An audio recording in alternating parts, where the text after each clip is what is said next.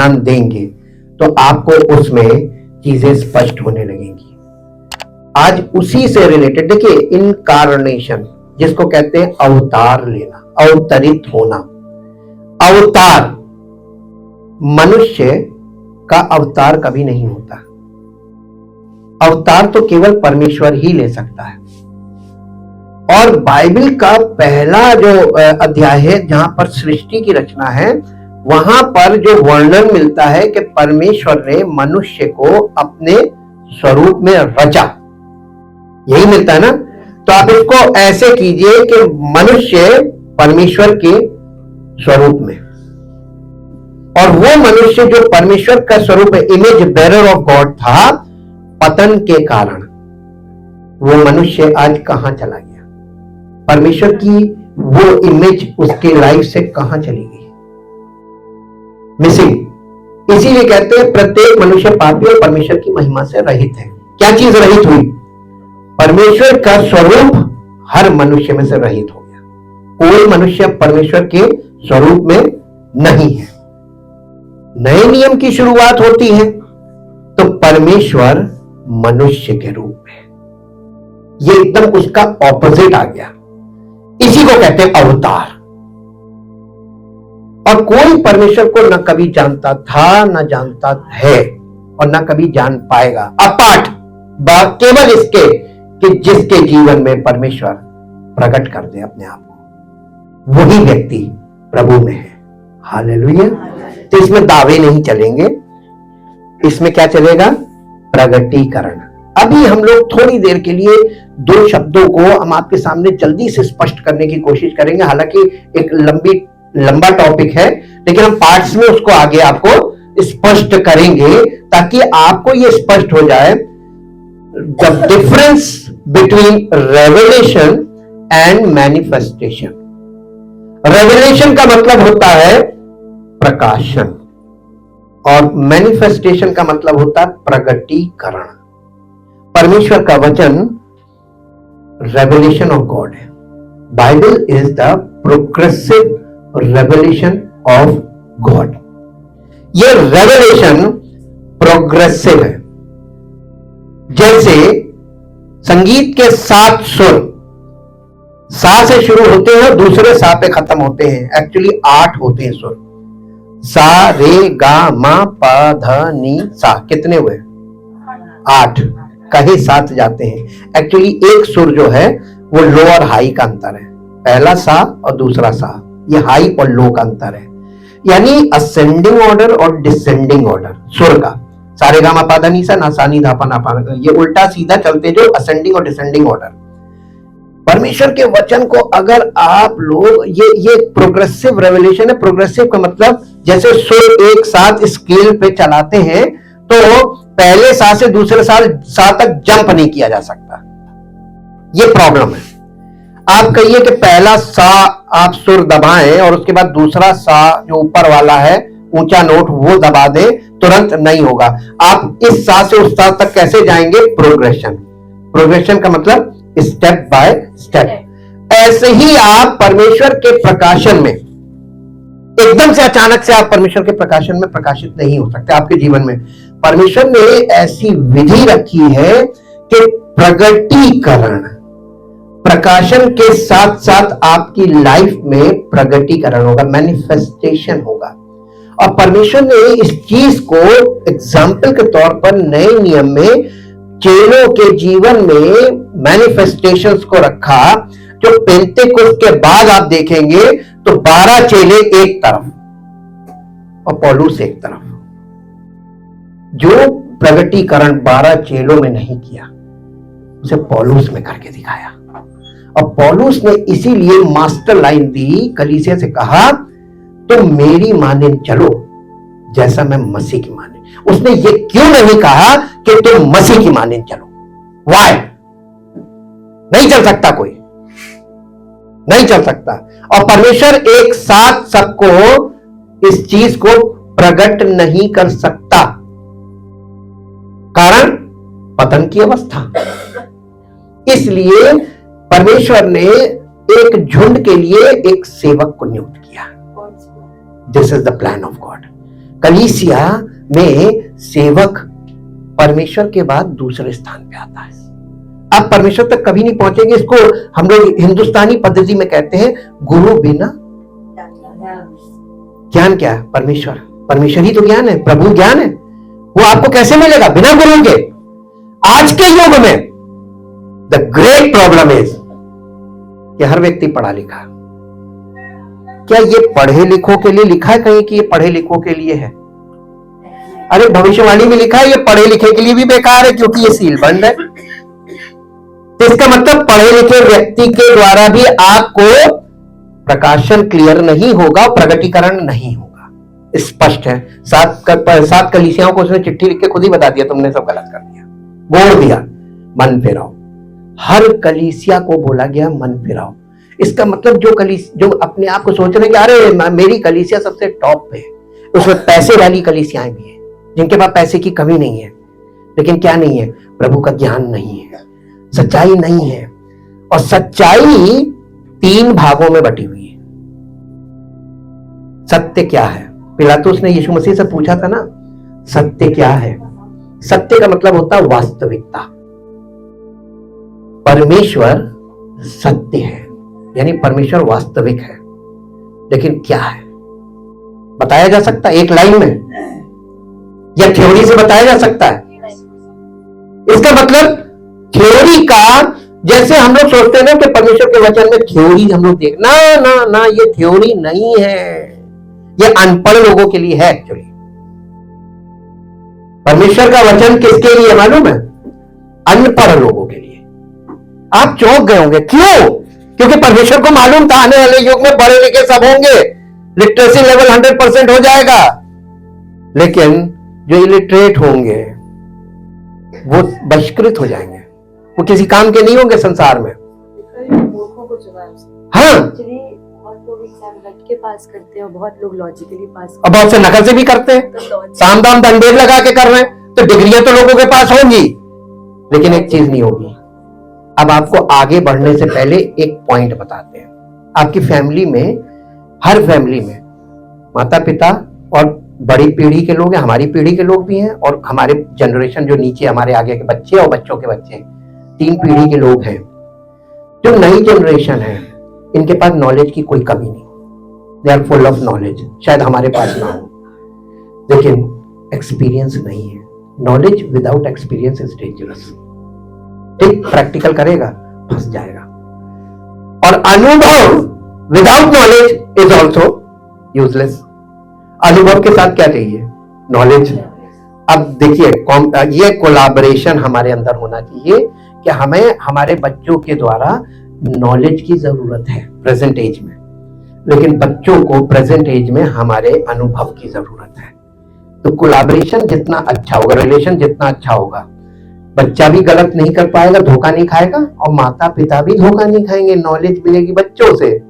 तो हम लोग बहुत सी चीजों में अपने बच्चों की सहायता लेते हैं, टेक्निकल नॉलेज में, जैसे मोबाइल, हम बिल्कुल अनपढ़, लेकिन बच्चे को लाइफ का एक्सपीरियंस भी चाहिए। हम चूंकि उस रास्ते से आ रहे हैं, ठोकरे खाई हैं, टकरे खाई हैं, धोखे खाए हैं, सब तरह की चीजें, गाली खाई, सब कुछ किया, तो हमने अनुभव प्राप्त किया। हम अपने बच्चे को कंसोल करते, कोई बात नहीं बेटा, ये तो जीवन के रास्ते में होगा, हिम्मत देते हैं। हालेलुया। ये कोलैबोरेशन हर फैमिली में होना चाहिए। आपका फैमिली देखिए कितना यूनाइटेड हो जाएगा। अब हम चलेंगे रेवलेशन एंड मैनिफेस्टेशन। इसको हम शॉर्ट में आपके सामने पहले इसकी डेफिनेशन रखेंगे। Difference between revelation and manifestation में सबसे पहले रेवलेशन की पहली डेफिनेशन है referring to the act of revealing और डिस्क्लोजिंग समथिंग प्रीवियसली अननोन और सीक्रेट, यानी जो पहले से गुप्त है, कभी किसी के द्वारा प्रकट नहीं किया गया, उस चीज को प्रकट कर देना, खोल देना, इसको कहते हैं रेवलेशन, रिवील कर देना। हाँ, छिपे हुए को पर्दा उठा देना। दूसरा है डिस्क्राइबिंग अ सडन रियलाइजेशन और अंडरस्टैंडिंग ऑफ अ ट्रुथ और फैक्ट, किसी प्रमाणित सत्य को समझ जाना और उसे पूरी तरीके से आपके दिमाग में वो बैठ जाना का अच्छा ये है, यानी दिमाग की बत्ती जल जाना। कार्टून में हम लोग देखते हैं ना, दिमाग की बत्ती जल गई, यानी इसको ये चीज समझ में आ गई। हाँ, enlightenment, good, right word, enlightenment. और तीसरा है टॉकिंग अबाउट अ डिवाइन और super natural disclosure of knowledge और ट्रुथ, यानी जो डिवाइन ट्रुथ है उसका, वही एनलाइटमेंट, उसका प्रगटीकरण हो जाना, उसको आपकी समझ में आ जाना। प्रगटीकरण नहीं कहेंगे उसको, आपके अंडरस्टैंडिंग में क्लियर हो जाना कि हाँ ये है। अभी देखिए आपको सत्य क्लियर हुआ, ये एक स्टेज है, लेकिन जो सत्य क्लियर हुआ है वो आपके जीवन से रिवील जब होगा उसको कहेंगे मैनिफेस्टेशन, वो प्रकट होने लगेगा। अब आप इसके एग्जाम्पल में देखेंगे, क्या किसी दिए को किसी चीज से ढांक के उसकी रोशनी को छिपाया जा सकता है? क्या होगा ना, पहली चीज तो बुझ जाएगा, लेकिन अगर कोई हवादार चीज है और ढका हुआ है तो हाँ, ऑक्सीजन मिलेगी, जलती रहेगी, लेकिन उसको आपने छिपाने की कोशिश की है, वो लाइट कहीं ना कहीं से। एक बात कही जाती है, आग हवा पानी कहीं से इनको रोका नहीं जा सकता, इसको जरा सा भी आप रोक नहीं पाएंगे, कहीं ना कहीं से ये निकलेगी, है ना, इन पे आप पार नहीं पा सकते। ऐसे ही प्रकाश को आप छिपा नहीं सकते। अगर प्रभु है, हमारे अंदर है, हमारे दिल में है, हमारे जीवन में है, तो प्रभु अपने आप को प्रकट करेगा, हम नहीं कर सकते। तो हम शरीर से तो नहीं कर सकते हैं, लेकिन चेहरे से नूर आना, प्रकाशमान हो जाना, जीवन में अद्भुत कार्य होने लगना, और हमने कुछ बोला वो चीज हो जाए, ये हम नहीं कर रहे हैं, हम तो केवल बोल रहे हैं, कर कौन रहा है?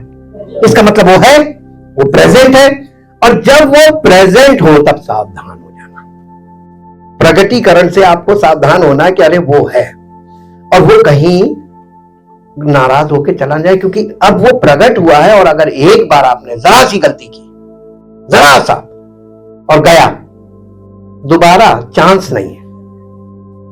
ये ध्यान रखिएगा।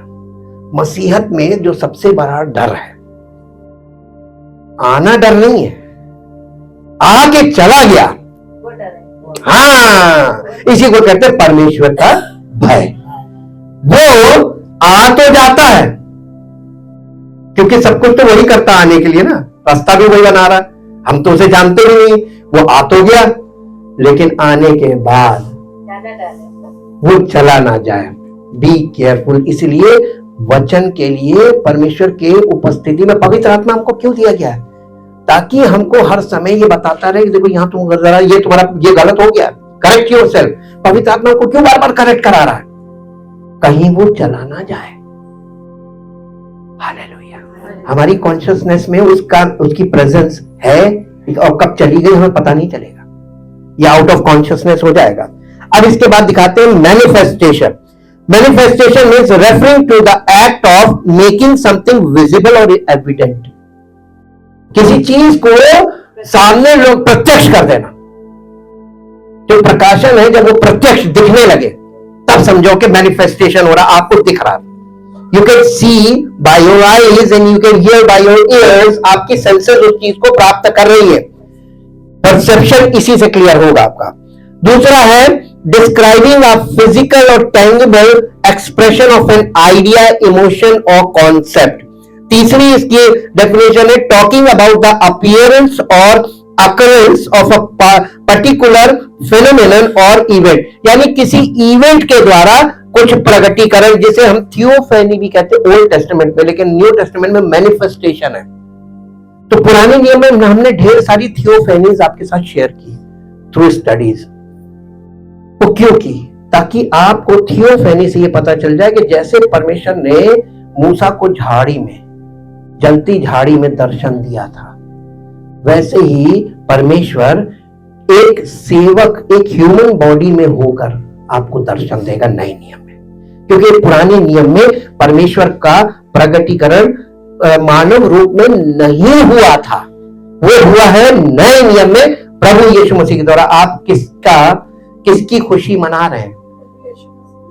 उसके जन्म की है ना। ये दिन मनाना, ये एक दिन नहीं है, क्योंकि Christmas is not a day, Christmas is a season. हमेशा याद रखिएगा, never write down Christmas day, always write down Christmas season. ये सीजन है, सीजन में से पॉप ऑफ टाइम, यानी एक ड्यूरेशन है, और ये ड्यूरेशन आपका चलता है और ये न्यू ईयर तक चलेगा। यानी मसीह के जन्म की खुशी मनाते हुए हम एक नए वर्ष में प्रवेश करते हैं। क्यों? हाँ, नवंबर, दिसंबर और जनवरी का फर्स्ट वीक आता है, क्योंकि आजकल बहुत बिजी शेड्यूल्स हैं, तो बहुत ज्यादा गैदरिंग्स नहीं होती है। लेकिन इसका मतलब ये नहीं कि खुशी ना मनाए, खुशी तो हृदय का पार्ट है ना। आनंदित हम रह सकते हैं, हम काम करते हुए में भी आनंदित रह सकते हैं, इमरजेंसी सर्विसेज में है, आप ऑन ड्यूटी में भी आपके हृदय में आनंद होना चाहिए। हालेलुया। अब आप देखिए कि हम आपको थोड़ा सा मैनिफेस्टेशंस के विषय में देखेंगे। यूहन्ना रचित सुसमाचार, यूहन्ना रचित सुसमाचार उसका पहला अध्याय, उसका 31 पद पढ़िए। यूहन्ना रचित सुसमाचार पहला अध्याय उसका 31 पद। और मैं तो, यूहन्ना बपतिस्मा देने वाला कह रहा, मैं तो उसे पहचानता ना था। किसे? यीशु मसीह को। आपको ये बात पूरी पढ़ने से पहले एक बात बता रहे हैं, परमेश्वर ने यीशु मसीह के जन्म को गुप्त क्यों किया? आप कहेंगे कहां गुप्त किया? लोगों को पता चला था, हमने कहा ना। ठीक से देखिएगा वहां पे जाकर, वहां पे there are some category of people जिन्हें बताना था, उन्हीं को बताया था, लेकिन ये पब्लिक अनाउंसमेंट नहीं हुआ था। ये नेशनल लेवल पे और इंटरनेशनल लेवल पे ये डिक्लेरेशन नहीं हुआ था कि परमेश्वर के पुत्र का जन्म होगा। ये गुप्त था।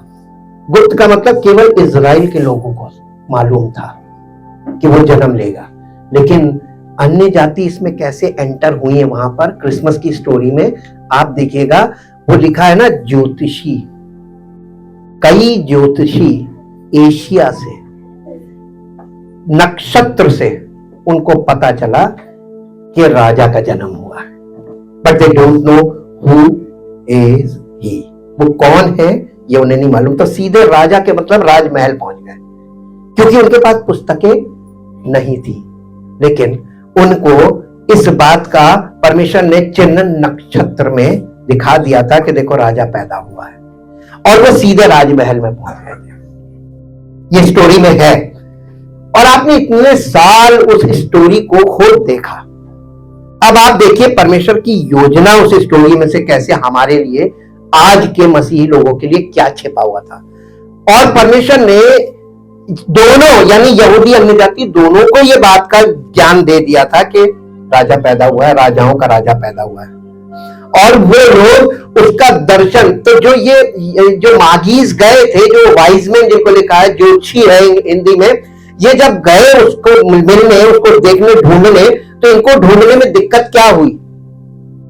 इन्हें एकदम स्पेसिफिक रास्ता नहीं मिला, राइट प्लेस पर नहीं गए, क्योंकि इनके पास कोई पुस्तक नहीं थी, नॉलेज नहीं थी। इनके पास जो नॉलेज थी, इनको ये तो मालूम हो गया कि राजाओं का राजा पैदा हुआ है, लेकिन कहां हुआ है डेस्टिनेशन क्लियर नहीं थी, जबकि तारा इनको लेके चल रहा था।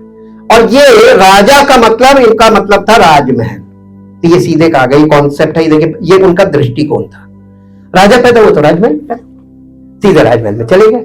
राजमहल में क्या हुआ? पुस्तक खोली गई, राजा ने सब लोगों को बुलाया जो व्यवस्था के जानने वाले थे, उन्होंने कहा कि मसीह का जन्म कहां होना चाहिए, यही शब्द लिखे। तो उन लोगों ने पढ़ के बताया कि बैतलहम में होना चाहिए। अब बैतलहम में कहां होगा ये किसी को नहीं मालूम, तो उन्होंने पुस्तक से पढ़ के बता दिया। राजा ने उनसे कहा कि जाओ, और जब वो मिल जाए तो लौटते में हमें बताते जाना। राजा का उद्देश्य क्या था? स्लॉटर करना था उसको। कैसे मेरे रहते कैसे पैदा होगा? राजमहल में ही पैदा हुआ, इसका मतलब मेरी काट आ गई। हालेलुया। दृष्टिकोण पे हम लोग है हमारा, आप ध्यान देखिएगा, सबके अपने अपने दृष्टिकोण क्रिसमस को लेकर उस जमाने में भी थे, एट द फर्स्ट एडवेंट, जब पहली बार ये हुआ। आज तो कहानी बिगड़ चुकी। हालेलुया। अब देखिए कि जब वो लोग बाहर निकले तो तारा इंतजार कर रहा था। They know the language of star, but they don't know the accurate knowledge के कहां है। और वो तारे को फिर फॉलो किया, तारा उनको लेकर गया अगुवाई करता हुआ, ठीक वहीं पे जाके रुक गया। और वहीं नीचे चरनी में यीशु मसीह था। वो खाली हाथ नहीं गए थे। सोना, मुर, लोबान, ये 3 चीजें उनके दिल में किसने डाली? डेविड ने। सोना दिखाता है धार्मिकता और पवित्रता को। ये पवित्र और धर्मी यानी परमेश्वर की ओर से भेजा हुआ, ये परमेश्वर की धार्मिकता है। सोना भेंट चढ़ाया, और उसके बाद एक ने लोबान और एक ने मुर। मुर खुशबूदार चीज होती है, परमेश्वर खुशबू से प्रसन्न होता था, वो जो ऑल्टर ऑफ इंसेंस पे जलाया जाता था। और लोबान जो है, आप लोगों को अभी हमने वो पार्ट नहीं बताया, जब मूसा के तंबू में वो 6 और 6 12 रोटियां रखी जाती थी, सुबह शाम ये ताजी रखी जाती थी, उनके ऊपर लोबान रखा जाता था। जीवन की रोटी यीशु मसीह ने कहा था मैं हूं, वो रोटी कौन है? और लोबान उस पर क्या दिखाता था? इसकी मृत्यु होगी, इसकी मृत्यु। लोबान हमेशा मृत्यु को दिखाता है। जब कोई मरता है तो लोबान जलाया जाता है शव के पास। हालेलुया। तो उसके धार्मिकता, उसकी पवित्रता और उसके बलिदान का पूरा चैप्टर यहां पर है क्रिसमस स्टोरी में। ये तो बिगिनिंग ऑफ द सैल्वेशन या गॉस्पल है। Christmas is the beginning of the gospel. तो आपको गॉस्पल को यहां से ही पकड़ना है, अंडरस्टैंडिंग में लेना है।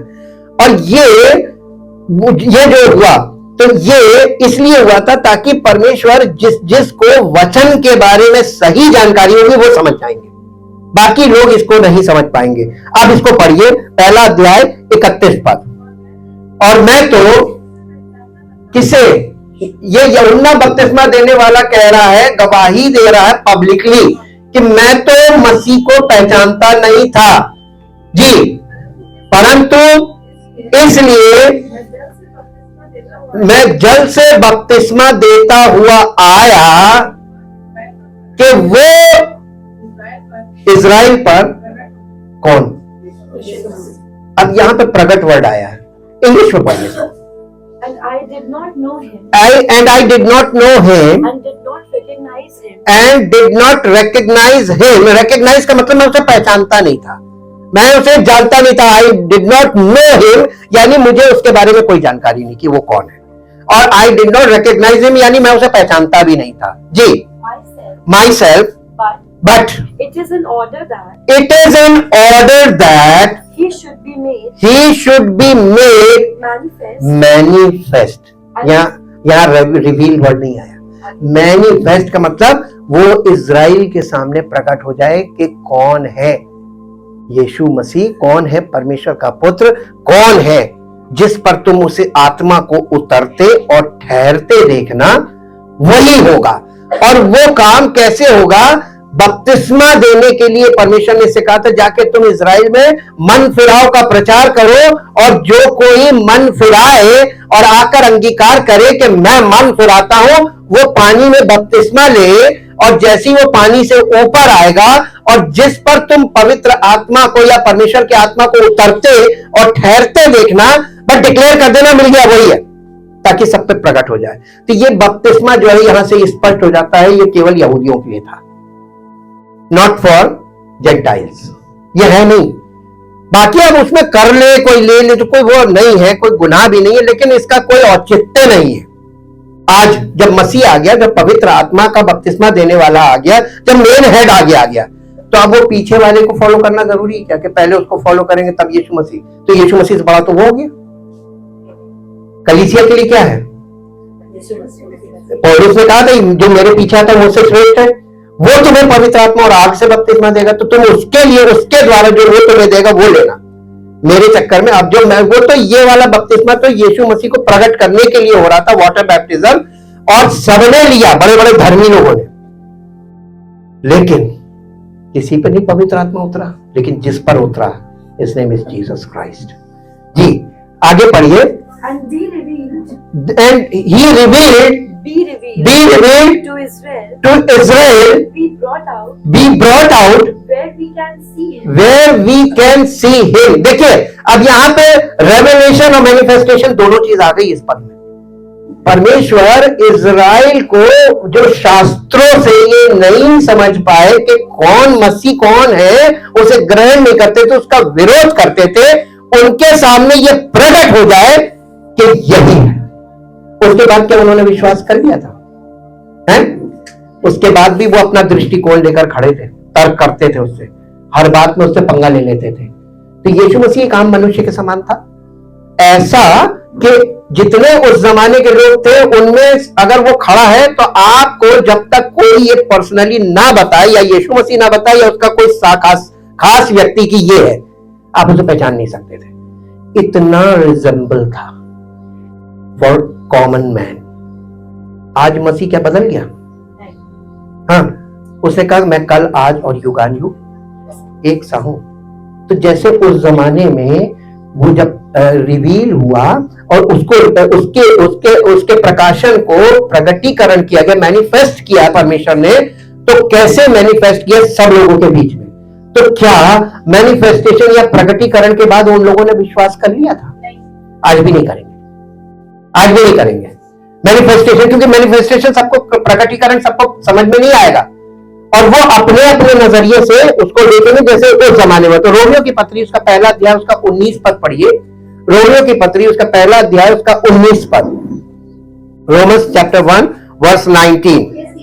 इसलिए कि परमेश्वर के विषय का ज्ञान उनके मनों में प्रकट है, क्योंकि परमेश्वर ने उन पर प्रकट किया है। तो परमेश्वर के विषय का ज्ञान आपको कभी भी आइस से प्रकट नहीं होगा। प्रथम दृष्टिया ये सबके मनों में प्रकट है। कौन कौन से लोगों के?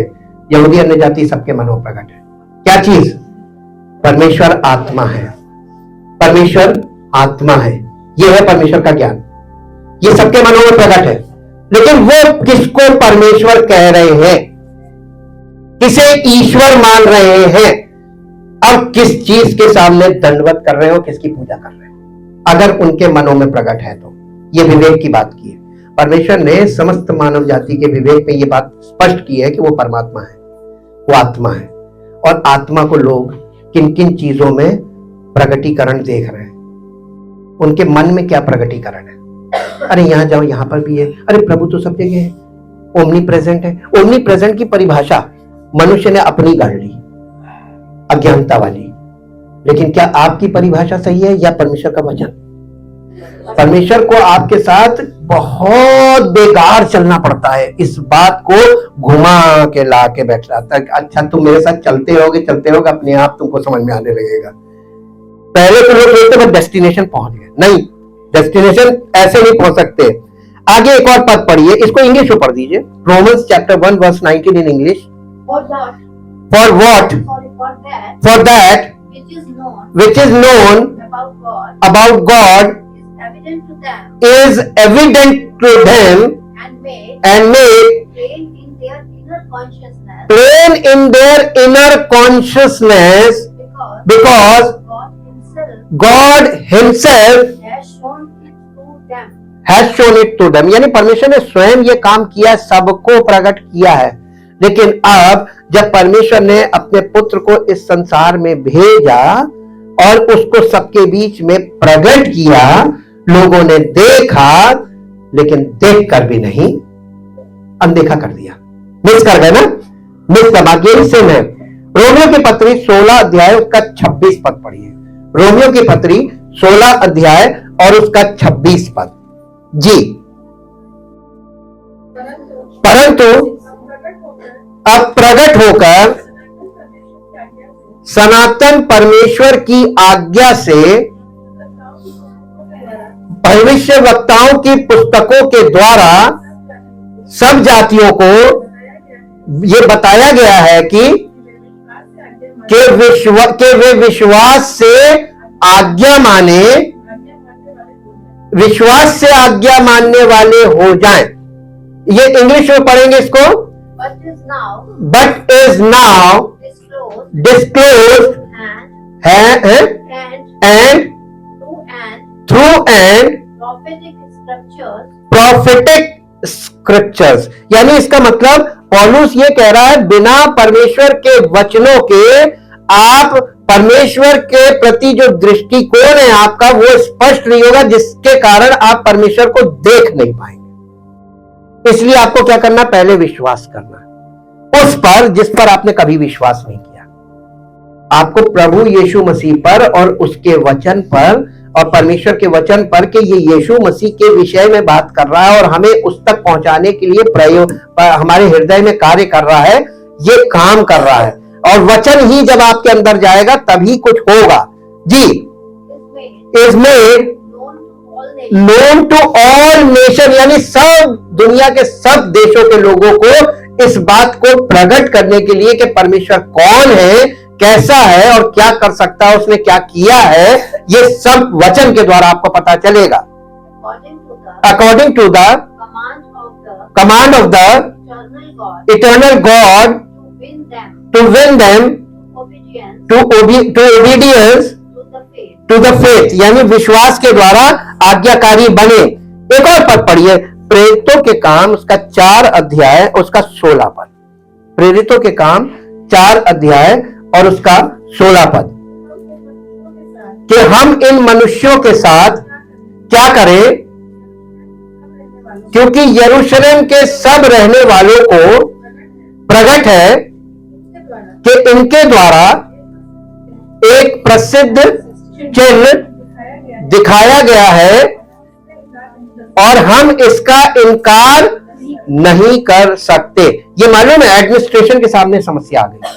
क्या हुआ था उनके द्वारा, क्या हुआ था किसी को नहीं मालूम।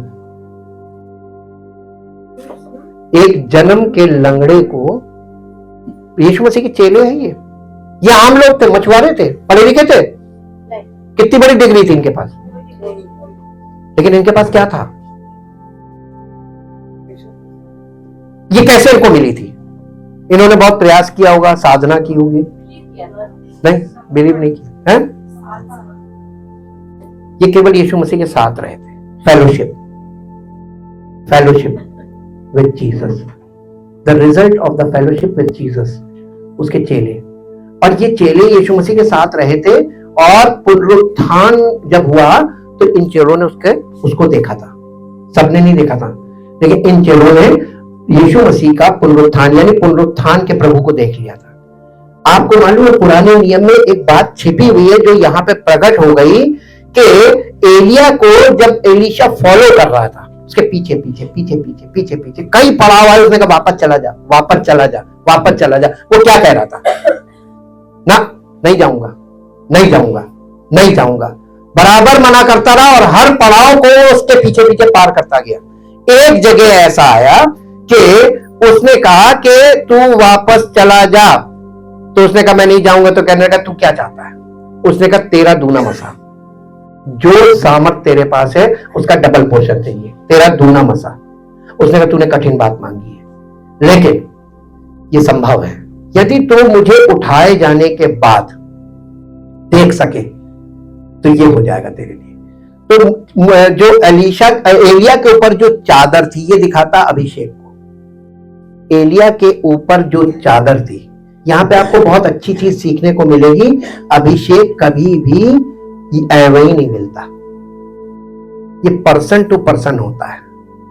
इसीलिए गुरु चेले का सिस्टम यीशु मसीह ने रखा था कलीसिया में कि अगर तुम चेले, यीशु मसीह के चेले जो थे उनके चेलों के लिए वो गुरु थे, लेकिन यीशु मसीह के लिए वो भी चेले, वो भी चेले, तो यीशु मसीह के लिए सब चेले, तो यीशु मसीह के लिए सब बराबर थे। लेकिन यीशु मसीह के चेलों का जो चेले थे, तो चेलों का अभिषेक उन पर आया, ये ऐसे जाता है। तो उसका अभी जो दूना मसा था, ये उसने उसको उठाए जाने के बाद उसके दर्शन किए, ये संभव हो गया था। और उसके बाद वो चादर उस पर गिरी और वही डबल। तो आप देखेंगे एक जनरल स्टडी में कि एलिया ने 7 आश्चर्य कर्म किए थे, लिखे बाइबल में, और एलीशा ने 14 किए थे, जस्ट डबल, है ना।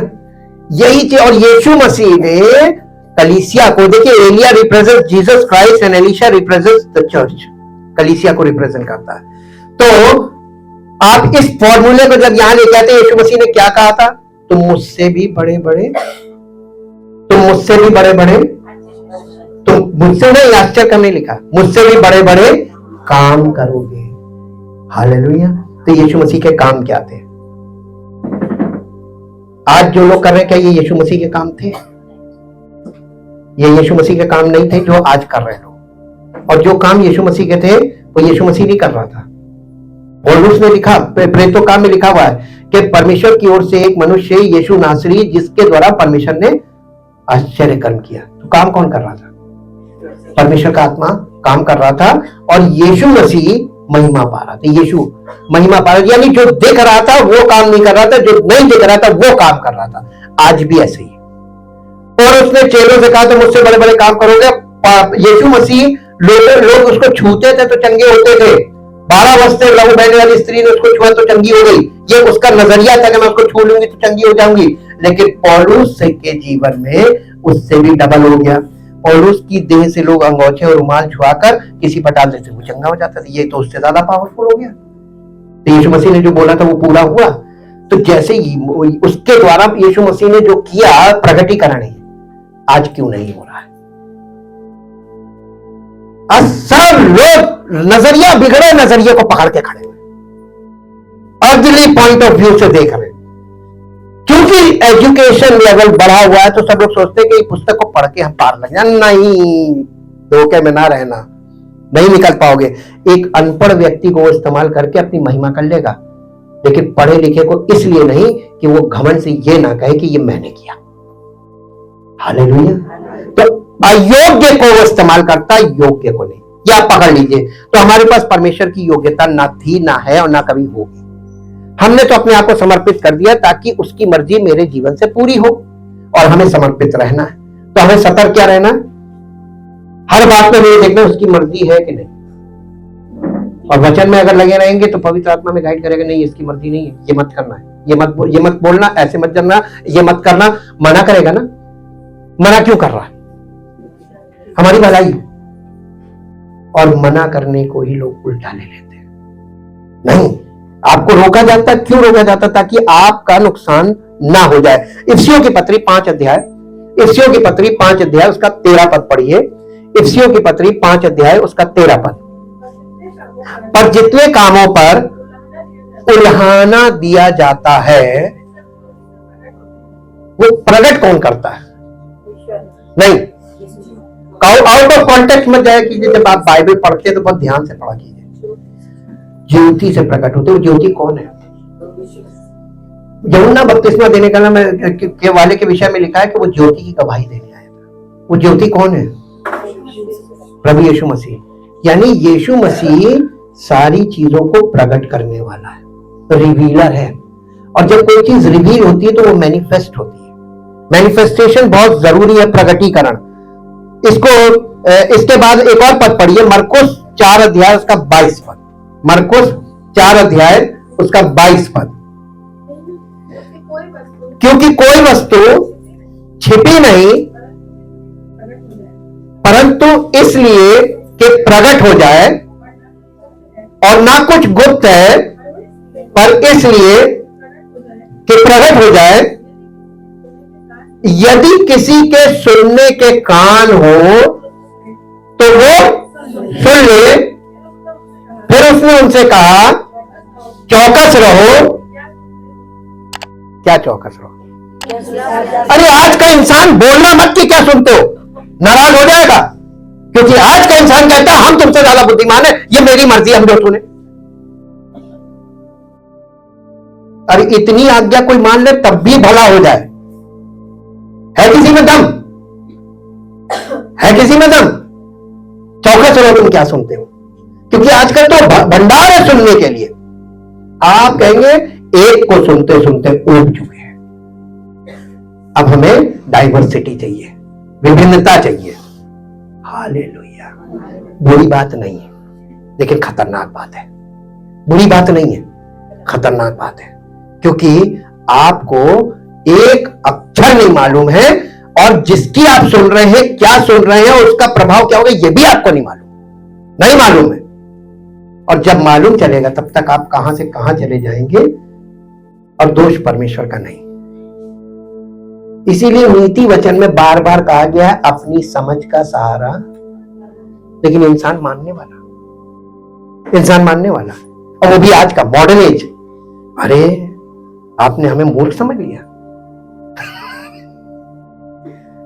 हाथ जोड़ के खुद ही, मारने वाला नहीं, तभी परमेश्वर ने सबको स्वेच्छा पे छोड़ा हुआ है।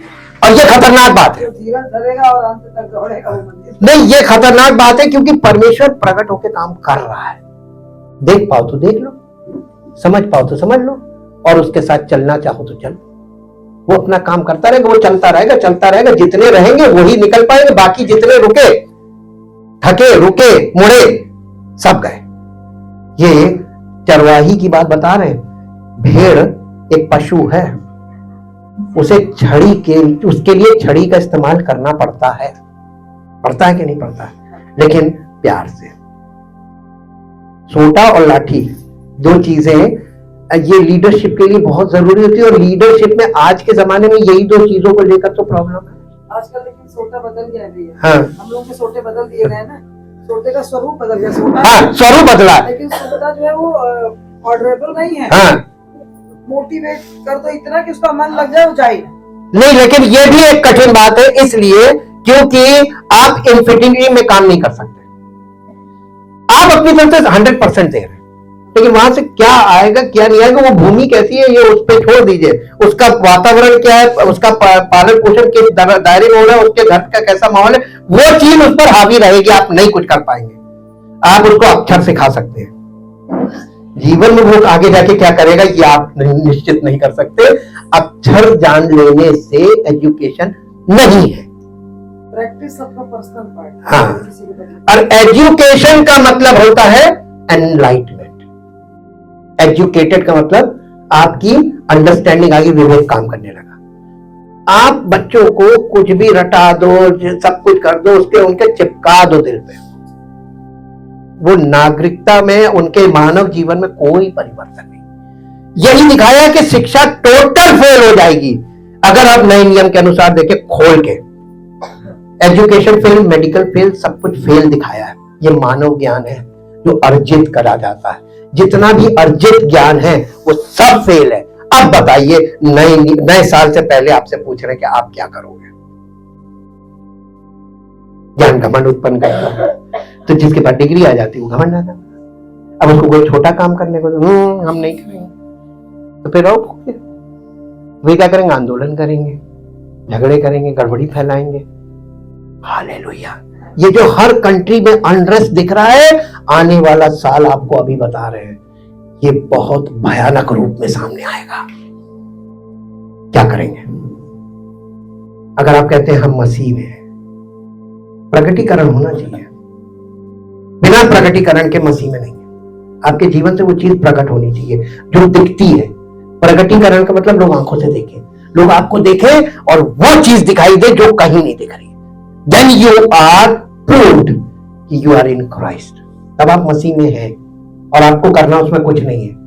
ये सब आपके अंदर प्रभु, अगर आपके अंदर परमेश्वर की प्रेजेंस आ गई, उसकी आत्मा की उपस्थिति आ गई, तो वो छिपेगा नहीं, बल्कि वो अपने आप को आपके जीवन से प्रकट करेगा। यीशु मसीह का एक स्टेटमेंट याद रखिएगा, इतने प्रकटीकरण के बाद भी वो यीशु मसीह से कहने लगे ये कौन है, कहां से आया है, इसको हम नहीं जानते।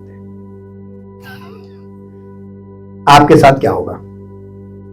अरे हम लोग तो कहीं के नहीं। वो जब उसके साथ इतना भयानक हुआ तो हम लोग तो उसके आगे तिनका है। तो हम कहते हैं प्रभु आपके साथ जो हुआ उसका कई गुना हमारे साथ होगा, हमें कोई प्रॉब्लम नहीं, क्योंकि हमने रिजल्ट देख लिया है। रिजल्ट आप ही जयवंत थे और आपके द्वारा आप हमें भी जयवंत करेंगे। हम हो नहीं सकते। अब देखिए, समर्पण ही था। यीशु मसीह ने कहा कि तुम मेरी बातों का विश्वास नहीं करते हो, कोई बात नहीं। उसने एक और चिन्ह दिया, काम होगा तो विश्वास करो। अब आज बताइए, जितने लोग बैठे आपके जीवन में परमेश्वर ने आश्चर्य कर्म किए कि नहीं किए? मेरी बातों का विश्वास मत कीजिए, उन कामों का तो विश्वास कीजिए कि प्रभु अगर नहीं होता तो वो कौन कर रहा है, और अगर जब उसने किए हैं तो आगे भी समर्पण कर दो। ये तो उसने करके नमूना दिखाया कि देखो मैं कर सकता हूं, मैं कर रहा हूं, और तुम्हें साबित कर दिया है कि तुम जहां हो वहां मैं हूं। तुम्हारा समर्पण होना चाहिए। हालेलुया। अब मैं लास्ट में इसको कंक्लूड करूंगा। आप लोगों ने कॉम्बिनेशन लॉक देखा है?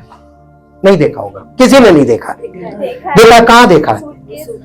अरे जाइए, हम आपको हाईटेक दिखा दे, हर एक के मोबाइल में है। आप एक नंबर व्यू करते हैं, वो कॉम्बिनेशन लॉक नहीं तो और क्या है? अब उनको आजकल के लोग पासवर्ड बोलते हैं, पर भाषा बदल गई। नहीं, कॉम्बिनेशन लॉक जो नंबर्स का होता है वो कॉम्बिनेशन लॉक है, सब यूज कर रहे हैं, उसका भाषा बदल गई। पासवर्ड, आजकल की जनरेशन कहती पासवर्ड, अरे हमने कहा जो पासवर्ड है वही कॉम्बिनेशन लॉक है। हालेलुया, सब इस्तेमाल कर रहे हैं। अगर आपका मोबाइल फोन चोरी हो जाए या कोई मार दे तो सबसे पहले वो क्या करेगा? नहीं, पासवर्ड उसको नहीं मालूम है, नहीं, वो करेगा क्या उसमें? ट्राई करता रहेगा। कब तक? तुक्केबाजी करता रहेगा, cut cut cut cut cut cut. जितने कॉम्बिनेशन नंबर हो सब मिला के देख लो। आज नहीं, वो तो ये तो सरकार की तरफ से, वो टेलीकॉम कंपनी की तरफ से रिस्ट्रिक्शन में किया गया है। लेकिन अगर मान लीजिए रिस्ट्रिक्शन ना है तो वो क्या करता रहेगा?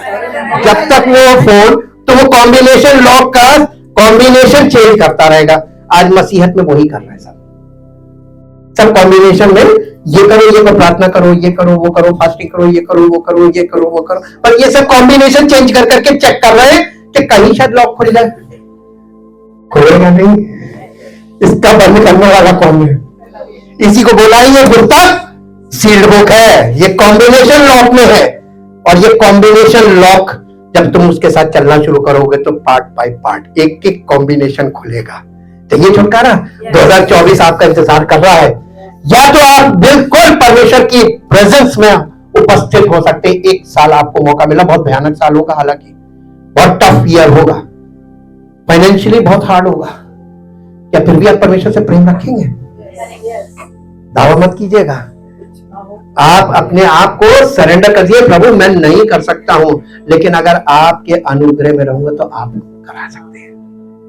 Hallelujah, thank you Jesus. मैं प्रार्थना करने जा रहा हूं, जो लोग इस बात को समझ गए हैं वो अपने स्थानों पे खड़े हो, हृदय को तैयार करें। पहले अपने अंदर सोचें, प्रभु निर्णय एक बहुत भयानक चीज है, और ये एक दिन का निर्णय नहीं है, ये अनंत जीवन के लिए हम निर्णय ले रहे हैं। और ये निर्णय हम आपकी उपस्थिति में खड़े होकर ले रहे हैं। हम आपसे विनती करते पिता परमेश्वर, यहाँ पर उपस्थित सब लोग, मुझे मिलाकर प्रभु हम सब आपका परिवार है, हम आत्मिक परिवार हैं, उस महान परमेश्वर के बच्चे बन रहे हैं। पवित्र आत्मा हमें आपके पुत्र के स्वरूप में परिवर्तित कर कर अपनी महिमा करना चाहता है। हम आपसे विनती करते पिता परमेश्वर, हम सब की आंखों में ऐसी ज्योति आए कि हम अपने प्रभु का साक्षात दर्शन करें, और हम पवित्र आत्मा की अगुवाई में किसी भी कीमत पे, चाहे हमारी इच्छा ना हो, हम प्रभु के प्रेम के कारण विवश होकर अपने आप को समर्पित रखें और उस आज्ञा को माने और कहे, प्रभु मेरी नहीं तेरी इच्छा मेरे जीवन के हर क्षेत्र में पूरी हो। मैं अपने आप को समर्पित करता हूं, मैं मिट्टी हूं, तू कुम्हार है, और तू मुझे बना और मुझे नई सृष्टि बनाकर अपनी महिमा कर। प्रभु हम संसार में कष्ट झेल रहे हैं, लेकिन अगर हम प्रभु के कारण कष्ट झेलेंगे तो हम आशीषित होंगे। हम परमेश्वर की ओर से अपरंपार आशीषों के वारिस बन जाएंगे। हम आपका धन्यवाद करते चाहते प्रभु, जितने लोग उपस्थित हैं जो नहीं आ सके प्रभु, उनके लिए भी प्रभु आपसे विनती करते हैं, जिस कारण से भी ना आ पाए हो प्रभु, आपका अनुग्रह उन पर हो और अद्भुत महिमा प्रकट हो, और आपके द्वारा हर एक का छुटकारा हो, आपके द्वारा हर एक के जीवन में उद्धार की सामर्थ्य प्रकट होकर कार्य करे।